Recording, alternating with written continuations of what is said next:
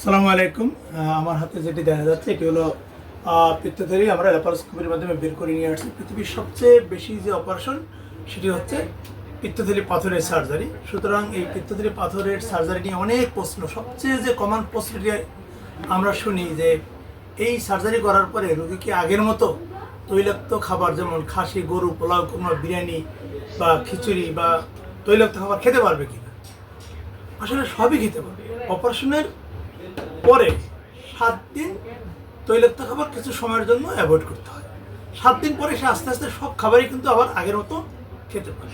Clear বিষয়টা? জি sir.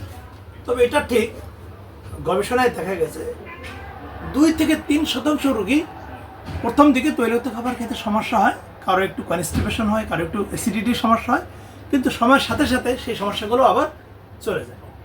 আমরা এবার একটু দেখবো যে আমরা ওনার কেন অপারেশনটি করছিলাম। ঠিক আছে, আমরা ওনার পিত্তথলিটা এবার একটু কাটলাম। এবার একটু দেখাই যে ওনার পিত্তথলির ভিতরে কি ছিল। ঠিক আছে, আমরা জানি যে পিত্তথলির ভিতরে কি থাকে, শুধুমাত্র পিত্ত রস, অর্থাৎ হলুদ রঙের পানি। হলুদ রঙের পানি বাদে আর যদি কিছু পিত্তথলির ভিতরে পাওয়া যায় সেটাই হচ্ছে অস্বাভাবিক। ঠিক আছে, অন্য আর কিছুই থাকার কথা না।